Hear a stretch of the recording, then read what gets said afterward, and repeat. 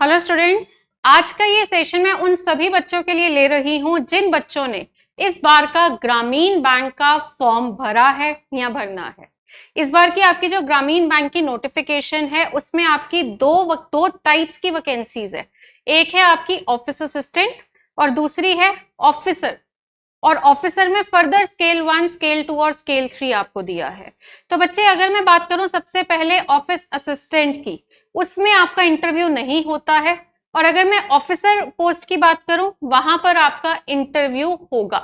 Okay, exam dates जो हैं आपकी नवंबर में आपका होगा प्रीलिम्स, यानी अभी देखिए सितंबर का महीना चल रहा है, फॉर्म फिलिंग अभी चल रही है, कंप्लीट नहीं हुई है।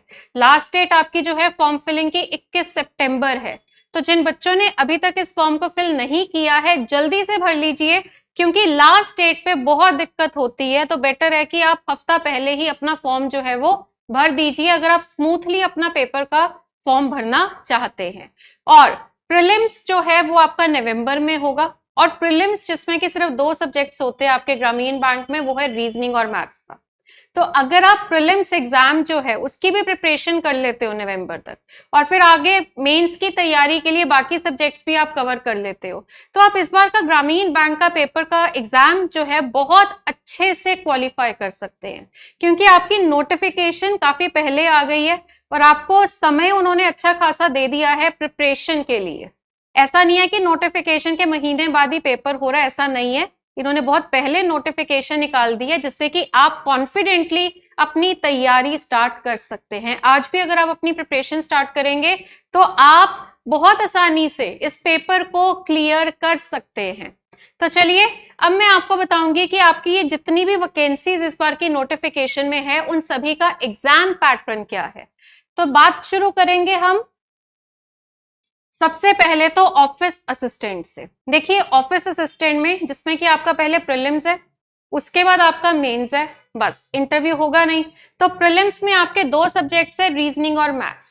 80 सवाल आएंगे, 80 नंबर का पेपर है, 40-40 सवाल दोनों के हैं। और टाइम मिलेगा, सेक्शनल टाइम लिमिट आपको मिलेगी। रीजनिंग के 25 मिनट मिलेंगे आपको और मैथ्स के लिए 20 मिनट मिलेंगे। 45 मिनट्स का पेपर है। अगर आप इसको क्वालिफाई करते हैं तो फिर आपका मेंस का कॉल लेटर आएगा। ठीक है, जो बच्चे इसको क्वालिफाई करेंगे इसके नंबर काउंट नहीं होंगे, सिर्फ क्वालिफाई करना है। और इसका सिर्फ इतना पर्पस है, जो बच्चा क्वालिफाई कर रहा है वो मेंस में बैठ सकता है। और नेगेटिव मार्किंग आपके प्रीलिम्स में भी होती है और मेंस में भी होती है 1/4 मार्क्स की। अब इसके बाद अगर ये क्वालिफाई होता है तो फिर मैं बात बताना चाहूंगी आपको कि मेंस में फिर आपका क्या पैटर्न है। मेंस में आपका reasoning, computer, journal awareness, language, English और हिंदी में से आप ऑप्ट करोगे, दोनों नहीं है, इनमें से कोई एक आपको देना है। और न्यूमेरिकल एबिलिटी, सबके 40 सवाल है, 200 सवाल, 200 नंबर का पेपर, पर हर सवाल की वेटेज बराबर नहीं है। ठीक है, सबसे ज्यादा टाइम और सबसे ज्यादा वेटेज अगर मैं आपको बताऊं वो है रीजनिंग और मैथ्स की। रीजनिंग में आपके 40 सवाल है और 50 नंबर का पेपर है, टाइम मिलेगा 30 मिनट का। सेम बात मैथ्स की भी है, 40 सवाल, 50 नंबर का पेपर और टाइम मिलेगा 30 मिनट का। यानी 200 में से 100 नंबर की रीजनिंग और मैथ्स है। तो ग्रामीण बैंक में सबसे ज्यादा मेन सब्जेक्ट्स आपके रीजनिंग और मैथ्स का ही होता है। उसके बाद अगले नंबर पे हम देखें तो लैंग्वेज, जिसके लिए आपको 30 मिनट्स का टाइम मिल रहा है, 40 नंबर का होगा, एक सवाल 1 नंबर का। और उसके बाद कंप्यूटर और जर्नल अवेयरनेस, जिसमें दोनों के लिए आपको 15 मिनट का टाइम मिलेगा। फर्क सिर्फ इतना है कि आपका जो जर्नल अवेयरनेस है उसका एक सवाल 1 नंबर का है, यानी 40 नंबर की वेटेज है। और कंप्यूटर में आपका जो है एक सवाल हाफ मार्क्स का होगा, यानी 20 नंबर की वेटेज है। तो ये आपका पैटर्न है ऑफिस असिस्टेंट का। ओके, इंटरव्यू होगा नहीं, तो इस पेपर का जो स्कोर है उसी से आपकी मेरिट बनेगी। अब मैं बात करूंगी ऑफिसर स्केल 1 की। ऑफिसर स्केल 1 में आपका सेम पैटर्न है जो हमारा ऑफिस असिस्टेंट का है। प्रीलिम्स का पेपर होगा, रीजनिंग और मैथ्स, वही 25 मिनट रीजनिंग के और 20 मिनट मैथ्स के। क्वालिफाई करोगे तो मेंस का कॉल लेटर आएगा। मेंस का पैटर्न अगर हम देखें तो मेंस का भी सेम है, मैथ्स, रीजनिंग वही 50 नंबर की, सेम, बिल्कुल सारा पैटर्न सेम है। तो अगर मैं देखूं कि ऑफिसर स्केल 1 और आपका जो ऑफिस असिस्टेंट है, दोनों का प्रीलिम्स का सिस्टम सेम है, दोनों का मेंस का सिस्टम सेम है। बदलाव उसके बाद आता है कि असिस्टेंट में इंटरव्यू नहीं होगा और आपके ऑफिसर स्केल 1 में इंटरव्यू इसके बाद होगा। ठीक है, अब इसके बाद हम बात करेंगे हाँ जी ऑफिसर स्केल 2 की, जिसमें कोई प्रीलिम्स नहीं है, कोई मेंस नहीं है, सिंगल एग्जाम है। तो वो सिंगल एग्जाम में आपका क्या एग्जाम पैटर्न रहेगा? Reasoning, computer, financial awareness, English, Hindi और मैथ्स। कहीं ना कहीं वैसा सा ही है, बस इन्होंने यहाँ लिखा है quantitative aptitude and data interpretation, language test है, और यहाँ जर्नल अवेयरनेस की जगह फाइनेंशियल अवेयरनेस लिखा हुआ है। ठीक है, इतना सा फर्क है।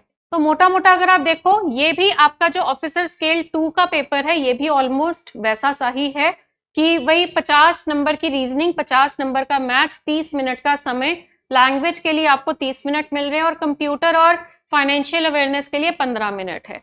तो फर्क सिर्फ इतना है कि यहाँ पे आपको मैथ्स में थोड़ा DI ज्यादा आ सकता है। ठीक है, और आपका जो जर्नल अवेयरनेस है वहां पे फाइनेंशियल अवेयरनेस का थोड़ा ज्यादा आएगा। ओके, और ये आपका जो है ये सिंगल एग्जाम है। अगर आप ऑफिसर स्केल 2 का भर रहे हैं, उसमें प्रीलिम्स नहीं होगा, उसमें आपका सिर्फ मेंस का, मतलब एक ही सिंगल एग्जाम है, उसमें प्रीलिम्स और मेंस का सिस्टम ही नहीं है। ओके, बट ये जो मैंने आपको एग्जाम पैटर्न बताया है, ये जर्नल बैंकिंग ऑफिसर का है, ये जर्नल बैंकिंग ऑफिसर का है।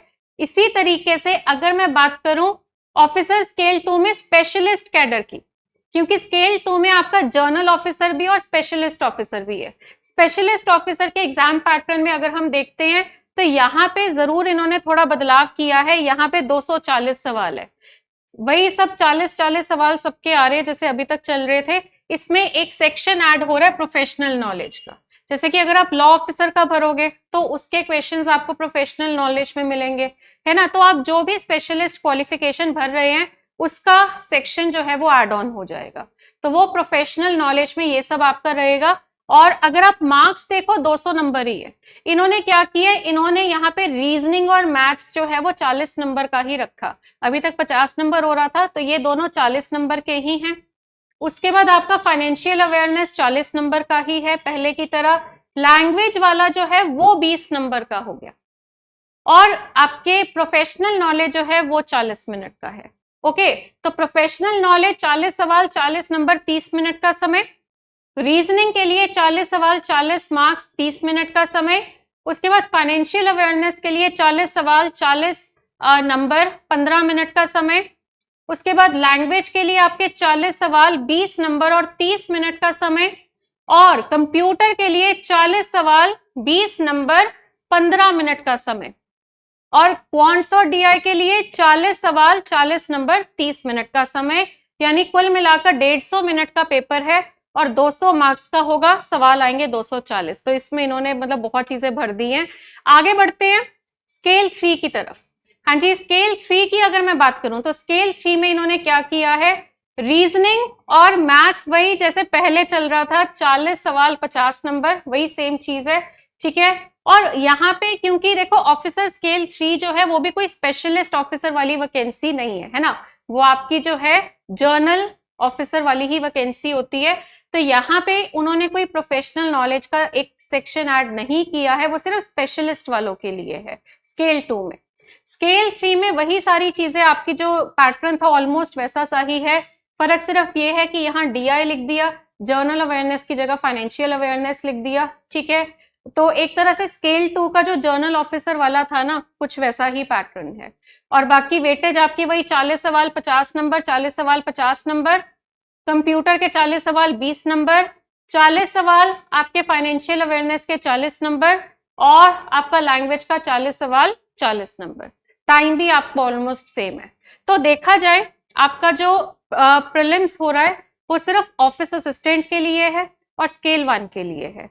इंटरव्यू की अगर मैं बात करूं, वो असिस्टेंट के लिए नहीं हो रहा, वो सिर्फ ऑफिसर स्केल 1, 2 और 3 के लिए हो रहा है। और बाकी एग्जाम पैटर्न की अगर मैं बात करूं, आपको जो मेन अगर मैं देखूं किन सब्जेक्ट्स को तैयार करना है वो 5 है, reasoning, maths, English, journal awareness and financial awareness, और आपका कंप्यूटर। ओके, इंग्लिश और हिंदी में से जो भी आप ऑप्ट कर रहे हो, यहाँ कंपल्शन नहीं है कि आपको इंग्लिश का ही करना है, आप हिंदी का भी कर सकते हो। ठीक है।